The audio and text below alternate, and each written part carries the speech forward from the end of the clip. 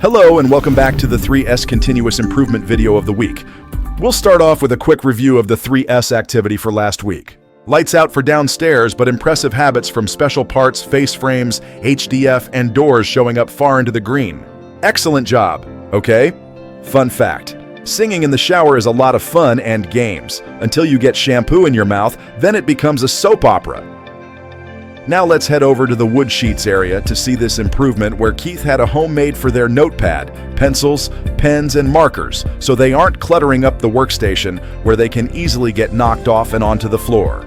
And Special Parts makes a signaling device to let operators know when a change has been applied to the XYZ coordinates so they don't run a new job without resetting the numbers, preventing defects.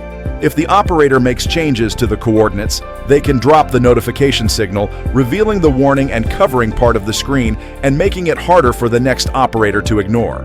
Doors added a quality assurance step at the quick chop to confirm quality assurance checks are happening, preventing defective rails from getting put on assembled doors and leading to costly remakes.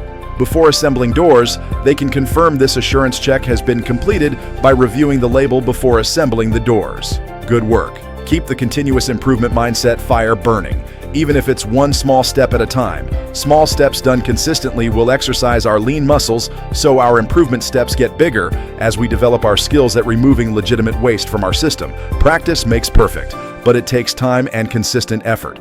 Next week, we'll try to continue our conversation on metrics, the good, the bad, and the ugly, but for today, we want to share the story of the blue light and how it applies to lean.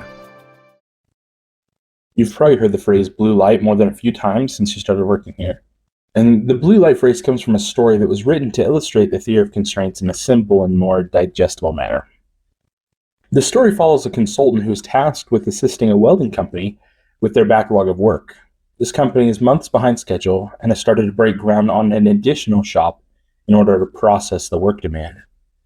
They've hired this consultant as a last-ditch effort to get something more out of their current setup until they can build more welding bays.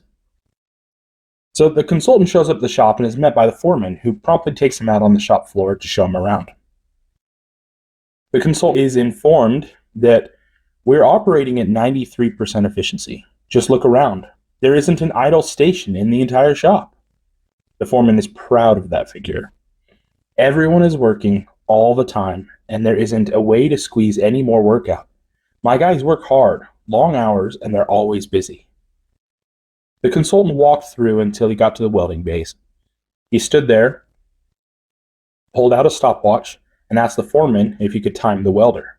Of course you can. You'll see he's got no time to spare. The foreman enthusiastically agreed. The welder welded the bead along the bumper, and the consultant timed it at 30 seconds. The welder then stood up, turned off his machine, took off his gloves, and removed his visor.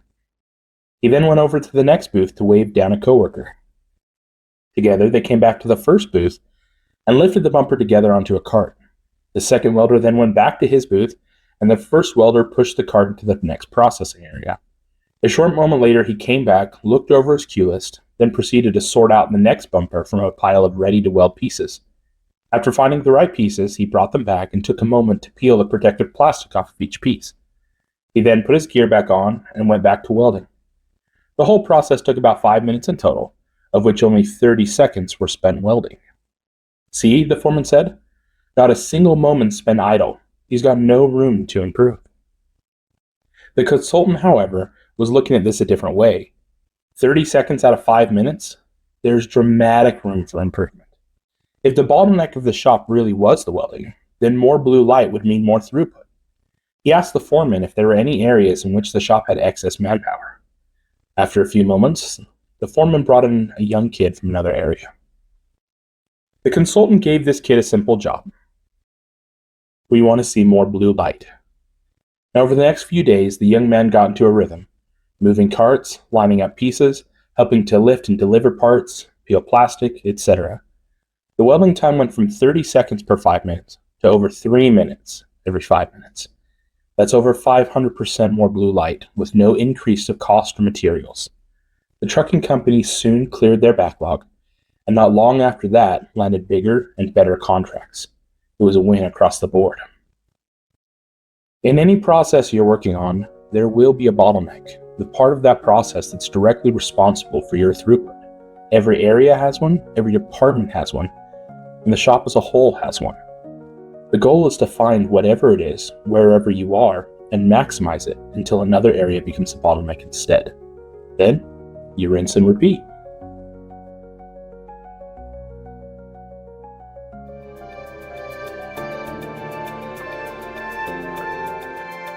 We'll bid farewell with these parting words of wisdom.